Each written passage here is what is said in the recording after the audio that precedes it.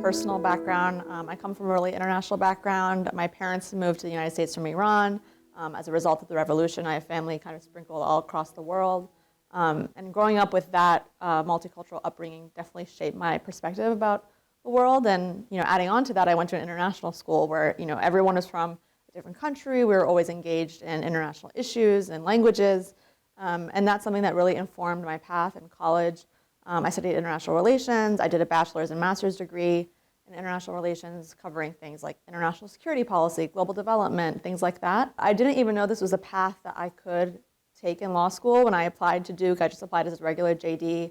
I saw they had this JD LLM program, but I didn't know if you had to be like Malala level to be admitted into that. So I thought I'd play my cards safe and just apply to the JD. And then when I got admitted, a lot of admitted students reached out to me as I was making my choice, and a lot of them happened to be in the JD LLM program. And the more I heard about it, the more I thought it'd be a great fit for my interests and being able to focus on international issues, but not at the expense of all the other aspects of law school I was excited about. And so I, as an admitted student, joined the program, and it has exceeded my expectations.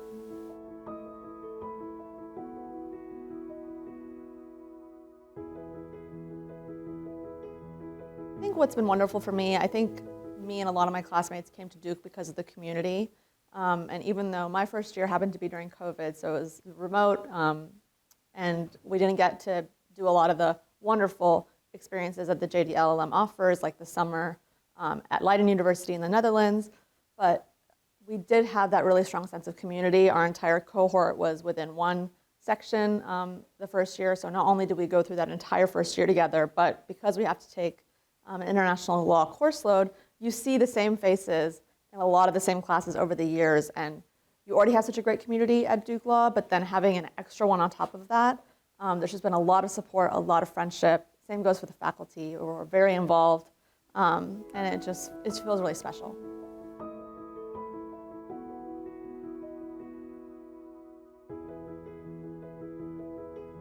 I took transnational litigation with Professor Larry Helfer, who is one of the mainstays of the international law program, and that was a really interesting class that mostly had JD LLMs in it. It's basically civil procedure, but for international litigation. And that was a class that I don't think I would have been able to fit into my plan had I not been in this program. But then there have been so many other interesting classes like immigration law, where you see a good mix of students investigating and prosecuting national security crimes. There's just been something very interesting to take every semester, which makes the additional workload much more manageable.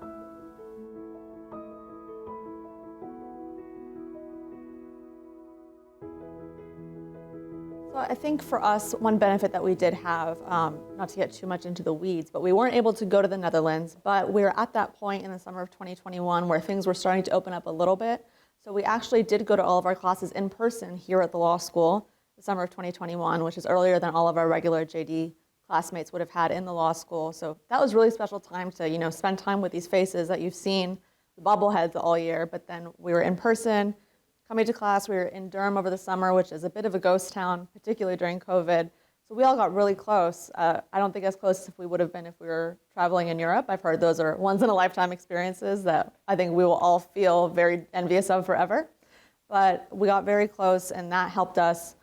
Going into second year, we had those relationships. We were familiar with, we had an edge up on everybody. We knew our way around the building, so we were kind of, the experts. And the community has been really special to me. My best friends are a few girls I met the first week of law school who are in the JD LLM, and those are relationships that have, I think I'll have for a lifetime, both personally and professionally.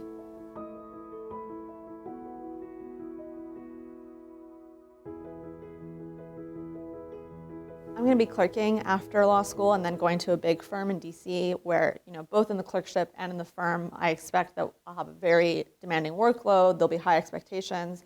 And I think that's something that, first of all Duke Law students are well prepared to take on, but especially in the JD LLM, we take all the regular JD course load. We have the same degree requirements and then added LLM degree requirements. And the goal is to finish within 3 years. That was one of the benefits of the program. You don't have to add on any more time.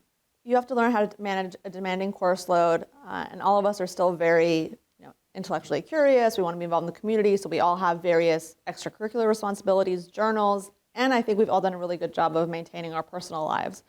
And so those not only time management skills, but project management skills are critical for lawyers. And I think already having a foundation in those skills as junior associates will be very beneficial in our careers.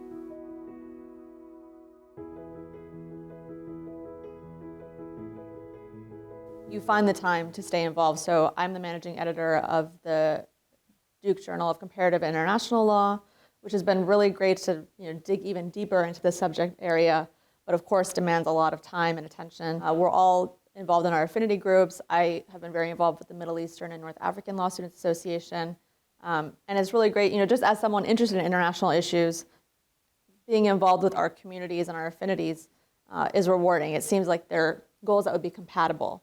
But the second and third year, once you have a little bit more of a manageable course load, or you know how to manage your course load, I was very involved, and that's been a great source of energy. I think it's a really important skill to choose things outside of your coursework that are going to provide you with energy, as opposed to feeling like more work.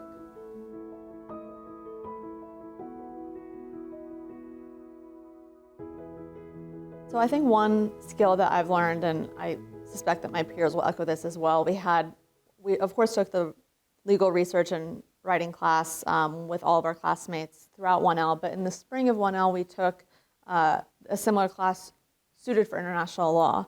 And as most law students know, learning the Blue Book for legal citations is a beast of its own, but then learning how to cite international sources is an added layer of complexity. And then of course being on the Journal of Comparative International Law here, I've had a lot of opportunities to deepen those skills. We have footnotes that cover Catalan constitutional court cases, different treatises written all over the world, so you have to learn how to adapt to that style, and I don't think I would have been as prepared for that had I not had the foundation in Professor MacArthur's research and writing class.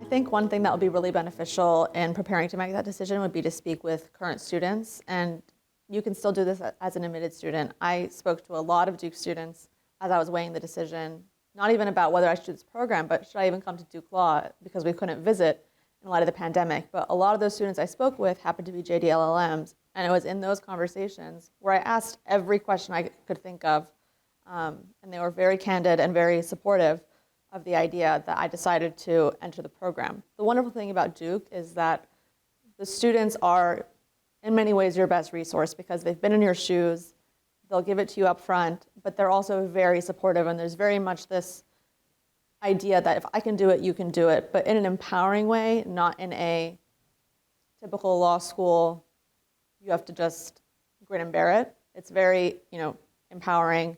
And I think those conversations will be really helpful in deciding whether or not you want to do it. Of course, there is the added course load, but if you're interested in international law, those are classes that you would want to take anyway, and then luckily you won't be in the position of having to pick and choose, oh, well, should I take transnational litigation this semester, or should I take criminal procedure?